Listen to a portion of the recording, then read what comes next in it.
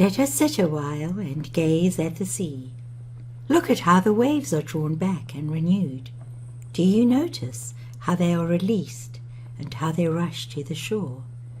They speak of promise, ironing out the shore break each time they return from their tumbling reflection of memories that salve their beaching. It was in these waves that I saw their collusion of ambitious yearning and reach, and their predictable surrender finding harbour within Ellison Bochner's 2000 succinctly expressed, focusing outward on social and cultural aspects of the personal experience, then looking inward, exposing the vulnerable self. The waves took on the recurring forward and backward ebb and flow of my inquiry. Waves represented a metaphor for how we reached out on harnessing meaning from the poetry, the journals, and storied narratives that described our lived reality and our need for linguistic affirmation. The waves necessitated imminent returns for reflection, and it was in this to and fro of the metaphoric waves and currents that the disorderliness found some pattern, because the continual beaching of each ventured moment enabled our recycling for meaning, the here and there, past and present, self and others.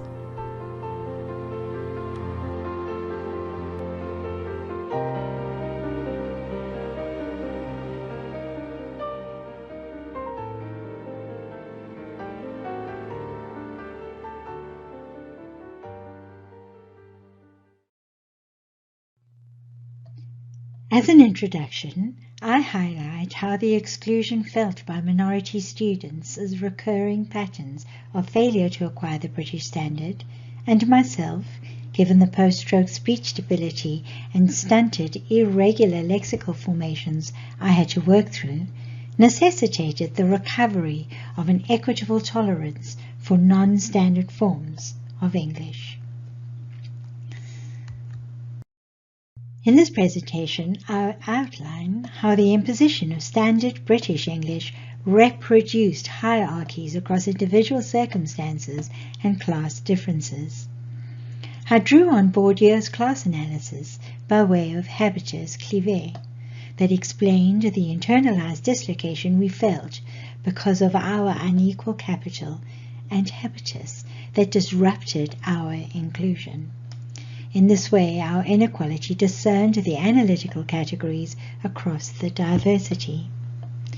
The collaborative autoethnography highlighted how contextual structures distanced minority speakers because of the doxa that misrecognized our ambivalent access of the linguistic benchmark as a marker of inequality, thus justifying our exclusion.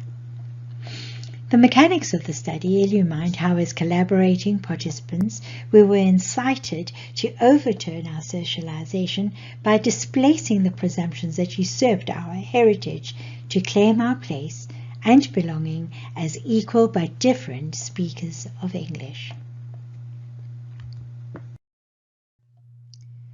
Framed within social constructionism, the everyday context served as an obliging repository for considering the interacting discourses of minorities' lived world, identifying how constructions of class and identity reinforce the power structures through nuance and social polemics. Language was seen to take on the patination of the multigranular densities depicted, and anti-clockwise from the top right, the sentient immateriality, the social, the mediation of the built environment and artifactual materiality, and the echoes and shadows across our lived reality of the fourth quadrant. Bisecting the context horizontally distinguished materiality as reflecting the social in its literal provision of the lived world, wherein the social discourses were perpetuated and reproduced. The vertical bisection delineated between the sentient and the spatial temporal groupings as the abstractions and transpositions of the former segment. Thus, the Farian phenomenon was offered a backstory and a setting because context betrayed our social interdependencies, the agencies driving the need for communitas, our cultural vulnerabilities, and human right for inclusion. Thus we came to see a language with no borders, la langue sans frontières. We saw the intervention of our humanity as the determinant of and by context. Because we could not duly extricate the data whispers of our dreams, our thoughts, emotions and feelings from whom we essentially are.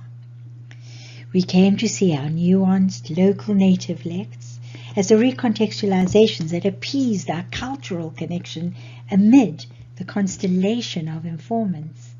Importantly, the 4 quadrants signified the multiplicity of involvement in the construction of self, because data were co-created in the complex polyvocality, whereby cross-referencing the data, a joined-up representation of truth was presented.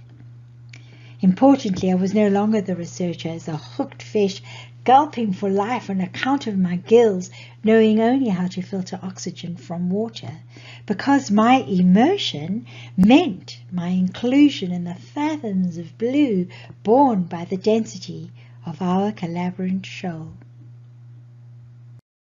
Like a platinum sea goddess, we sweep in saline synchrony of sequence swing and sequence sway.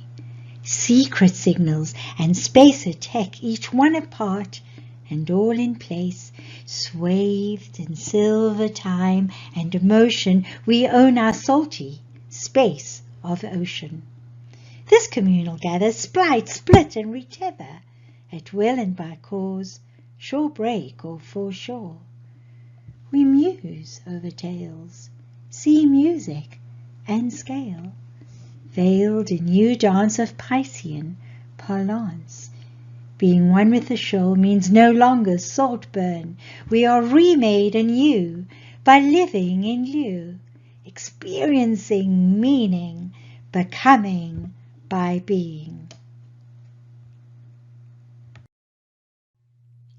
The self-transitioning theory revealed recursive patterns depicted in the wave outline that had informed the metaphoric advance and retreat dialectics of collaborative autoethnography, merging self and others in a reflexive exploration of identity across the 6 stages. Self-subjectivity rarely emerged from our feelings of victimization. How we self-coped, also born from our descents into withdrawal. Self-reflexivity from our introspection in seclusion. Fourthly, our self-esteem was a recognition of our accountability for life control. Self-referential culmination rarely depicted our self-empowerment, recognition of the value of self. And finally, our transformation as the autonomous self and self-actualization. It was in our withdrawal that our connection simmered, the understandings of our right to belong, irrespective of our uniquenesses and differing circumstances, and in recognition of the enduring resilience that our collective drew upon for overcoming the narratives of displacement. Our early exit from education and illness we each had faced in one way or another. Thus, the variant language is the product of these kinds of interacting discourses, underpinned the potential to transform, because by moving an inch, we came to espy an acreage of possibility. Here I begin with the consciousness of humanity as an innate biological acuity that in essence depicts our human preoccupation with intention, our knowing and purpose, enactment, how we come to portray and play out our evaluations for finding meaning, and ekphrasis, the externalized expressions, how we show and tell and recount that which translates into our becoming. I assembled these features to expand their symbolic significance and functions around the variant constructions, specifically in comprehending what purposes variants served, how and why they were enacted, and how their communicative genre expressed our becoming in the syncretic translanguaging. I saw these features as interacting, goal-directed behaviors that configured our predictions, our decisions, and consequences, and how these features were transposed in the associatively learnt and symbolically ratified ekphrastic variants. The emerging theme, simplicity through to the analogical transfer, revealed our complicity in marginalization and how we might overturn our socializations of othering to self-actualize. This presentation revealed the terrains of contribution the research delivered to the community of my practice, and the meanings advanced by collaborative autoethnography across the 4 quadrants of the context in totality, by which the explicit and implicit truths ethically and theoretically found reference. The journey mobilized a realization that, like words within sentences, we too find our meaning and self within a community of others, like pearls along their string. And only when we reflexively and syncretically reconfigure our fit within reality can we truly transform our aspiration for identity resonance and belonging.